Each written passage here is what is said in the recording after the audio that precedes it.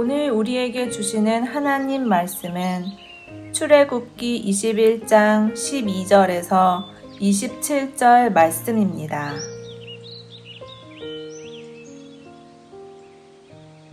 사람을 쳐 죽인 자는 반드시 죽일 것이나 만일 사람이 고의적으로 한 것이 아니라 나 하나님이 사람을 그의 손에 넘긴 것이면 내가 그를 위하여 한 곳을 정하리니 그 사람이 그리로 도망할 것이며 사람이 그의 이웃을 고의로 죽였으면 너는 그를 내 제단에서라도 잡아내려 죽일지니라.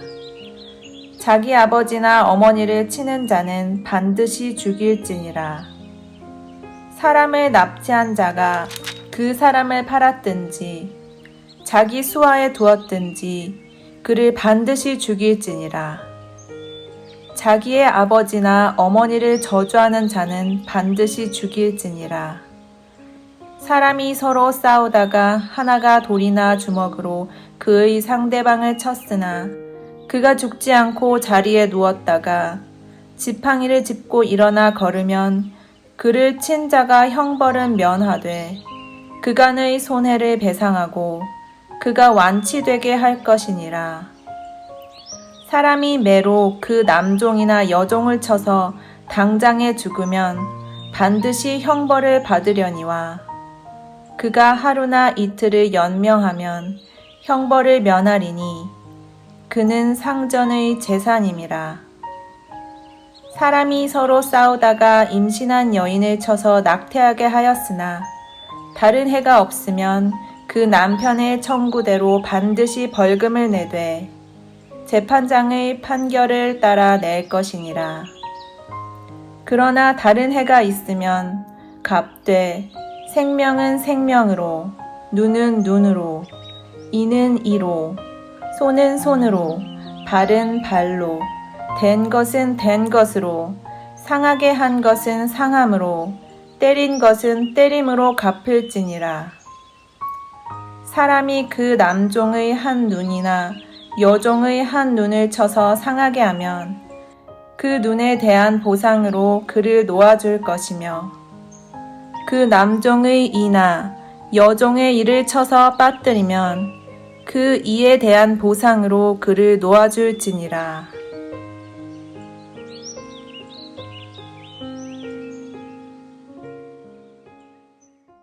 오늘 본문은 사형에 해당하는 죄들을 소개합니다. 오늘 본문의 첫 절인 출애굽기 21장 12절을 보겠습니다. 사람을 쳐 죽인 자는 반드시 죽일 것이나. 이것은 대전제입니다. 생명은 생명으로 갚아야 한다는 뜻입니다. 그런데 이것이 의도적인 살인인지 비의도적인 살인인지를 구분하셨습니다. 13절입니다. 만일 사람이 고의적으로 한 것이 아니라 나 하나님이 사람을 그의 손에 넘긴 것이면 내가 그를 위하여 한 곳을 정하리니 그 사람이 그리로 도망할 것이며, 만일 비의도적인 살인일 경우는 하나님께서 정하신 곳으로 도망할 수 있도록 하셨는데 바로 이것이 도피성 제도입니다. 여기에 나 하나님이 사람을 그의 손에 넘긴 것이면 이라는 말씀이 나옵니다. 이것은 하나님의 뜻이면 이라는 표현입니다. 여러분, 이것을 어떻게 생각하십니까? 인간은 항상 자기 생각대로 결과를 내려고 하는 악하고 약한 존재입니다. 이것이 정말 하나님이 그 사람을 죽이시기 위해서, 벌하시기 위해서 나에게 넘기신 것인가? 이런 상황을 실제 마주했던 자들이 다윗과 그의 부하들이었습니다. 사울이 3,000명의 병력을 이끌고 다윗을 추격하러 다닐 때 어느 날 한 굴 안에 들어갑니다. 사무엘상 24장 3절에 나오는 말씀인데 옛 성경인 개역 한글판에는 발을 가리우러 들어갔다라고 되어 있습니다. 바지를 내리고 용변을 봤다는 뜻입니다. 우리가 보는 개역 개정판에는 뒤를 보러 들어갔다라고 되어 있습니다. 그런데 이 동굴 속에는 공교롭게도 다윗과 그의 부하들이 숨어 있었습니다. 그들에게는 사울을 죽일 수 있는 절호의 찬스가 온 것입니다. 이때 다윗의 부하들이 했던 말이 오늘 본문을 인용한 것이었습니다. 사무엘상 24장 4절에 보면 다윗의 사람들이 이르되 보소서 여호와께서 당신에게 이르시기를 내가 원수를 내 손에 넘기리니 내 생각에 좋은 대로 그에게 행하라 하시더니 이것이 그날이니이다. 하지만 다윗은 사무엘을 죽이지 않았고 그의 옷자락만을 뱁니다. 사울이 광야의 언덕을 넘어갈 때 다윗이 사울을 부릅니다. 그러면서 방금 전에 죽이지 않은 것에 대해서 설명하기를 자기 부하들은 이 기회를 놓치지 말아야 한다고 말했지만 나는 내 손으로 내 주를 해하지 않겠다라고 결정했다고 했는데 그 이유가 당신은 여호와의 기름 부음을 받은 자이기 때문이다라고 말한 것입니다. 이것은 어떤 상황과 기회를 가지고 이것이 바로 하나님의 뜻이다. 하나님이 나에게 붙여주신 것이다. 그렇게 쉽게 판단하는 것이 얼마나 위험한가를 보여줍니다. 어떤 상황에서도 어떤 기회가 주어져도 성도는 깨어 있어서 먼저 하나님의 뜻이 무엇인지를 분별해야 한다는 것을 보여주고 있는 것입니다. 우리에게 적용한다면 우리는 남에 대해서 너무 쉽게 판단하고 단정 짓는 것을 삼가해야 합니다. 그리고 매우 신중해야 한다는 것입니다. 마음으로 누군가를 판결할 때는 다윗과 같은 지혜가 있도록 먼저 깨어서 하나님께 기도해야 함을 보여주고 있는 것입니다.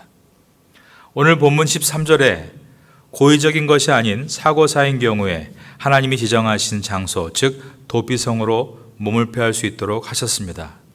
그곳에서 정당한 재판을 받을 기회를 얻게 하신 것입니다.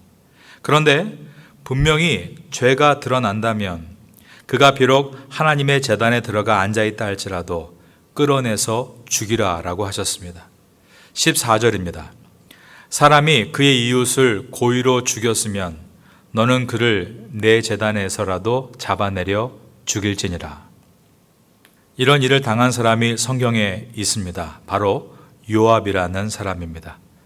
아브넬과 아마사를 죽인 요압을 솔로몬 왕이 죽이라고 했을 때 요압은 하나님의 장막으로 도망을 쳐서 제단의 뿔을 잡고 있었습니다. 그러나 그럼에도 요압은 죽었습니다. 우리에게 적용한다면 타인을 판결하는 것에 있어서는 하나님의 뜻이다 쉽게 생각하지 말고 신중해야 함과 동시에 자신을 판결하는 것에 있어서는 나는 예수님 믿는 성도고 내가 어떤 죄를 지어도 다 주님은 용서해 주신다 이러한 안일한 생각을 갖는 것이 아니라 하나님의 장막에 들어가서 제단불을 잡고 있어도 죽은 요압을 생각하면서 죄의 심각성을 늘 잊지 말아야 하는 것입니다. 15절을 보겠습니다. 자기 아버지나 어머니를 치는 자는 반드시 죽일지니라. 이것은 10계명의 제5계명인 내 부모를 공경하라와 연관된 법규입니다. 뛰어넘어서 17절을 보겠습니다. 자기의 아버지나 어머니를 저주하는 자는 반드시 죽일지니라.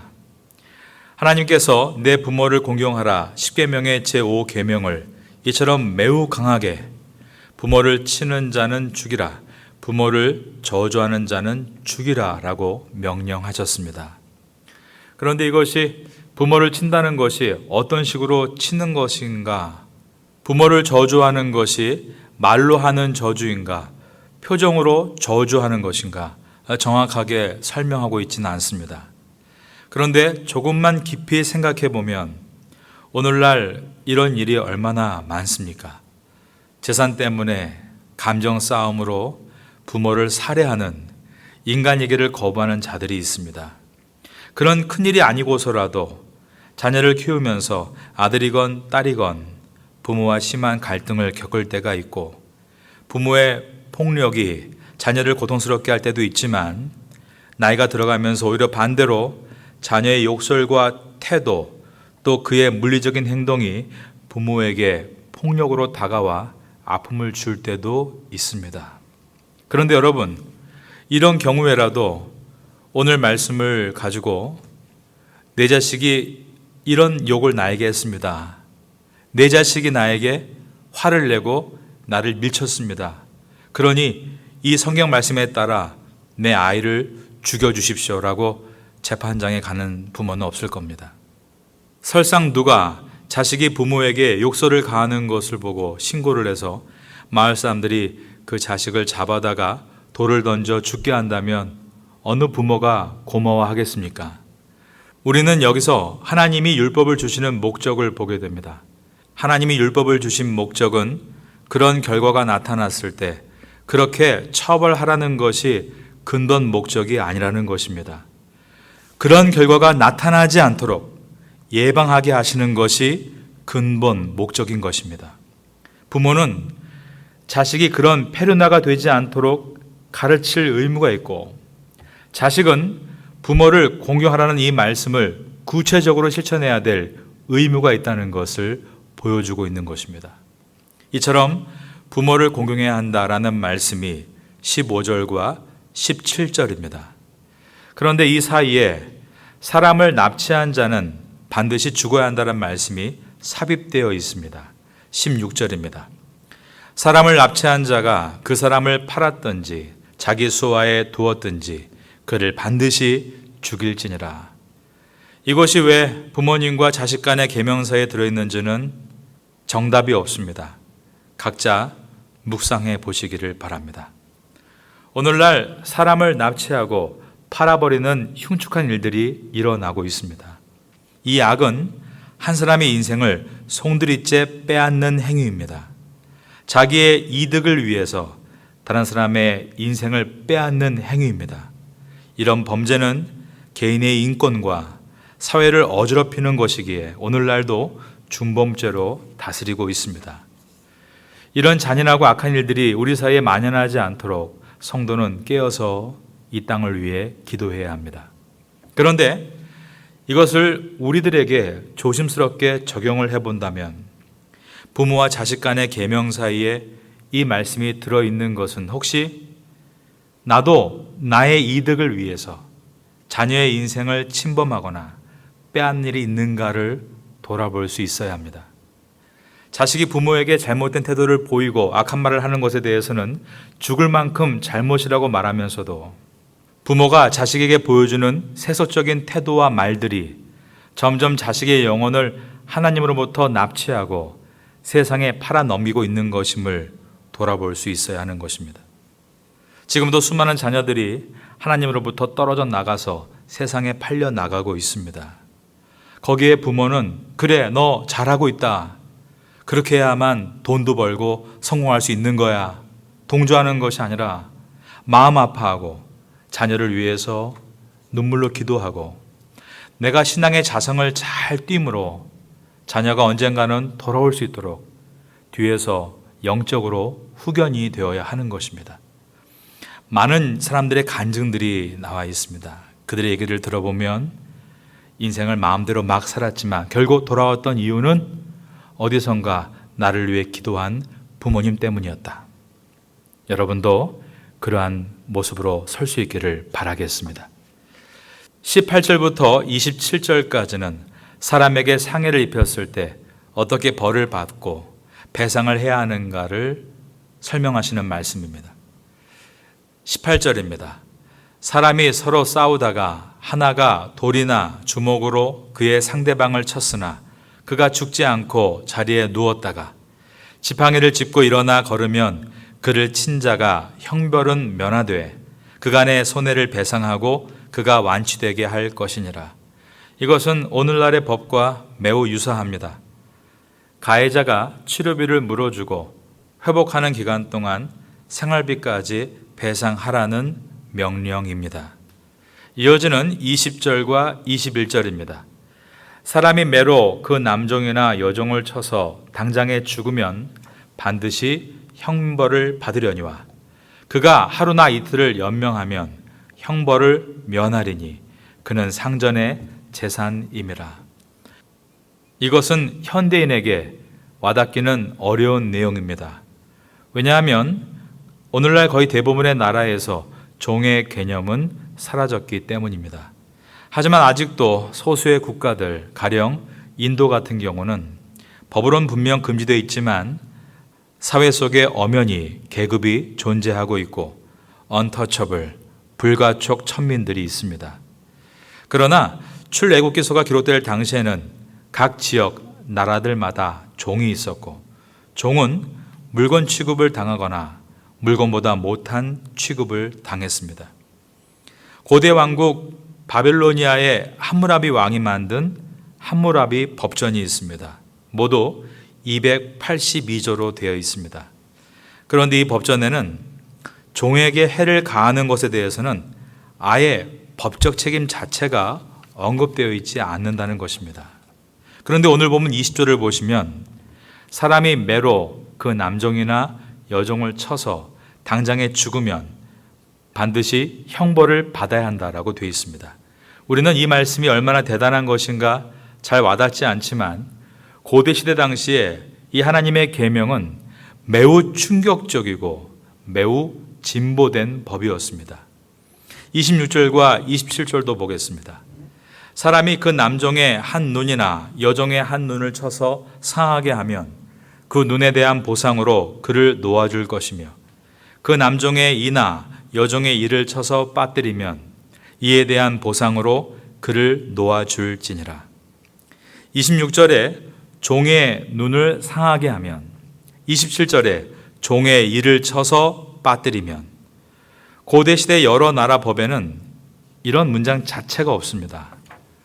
오늘 본문에 보면 눈에는 눈, 이에는 이, 동해 복수법이 나옵니다. 이 법이 유명해진 이유는 사실 성경 때문이 아니라 함무라비 법전 때문입니다.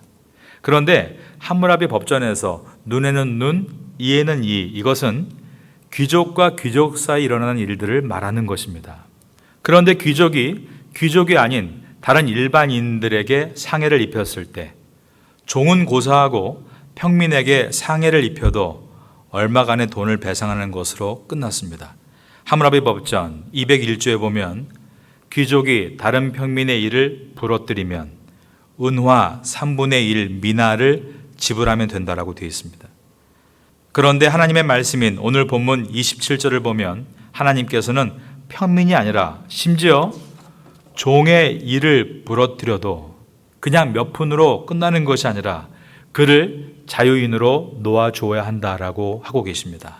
이것은 하나님께서 모든 시대의 모든 사람들을 하나님의 형상을 닮은 인격으로 대하신다는 뜻이고 참된 크리스찬은 하나님의 마음을 가지고 사람들을 인격적으로 귀하게 대해야 한다는 것을 보여주고 있습니다.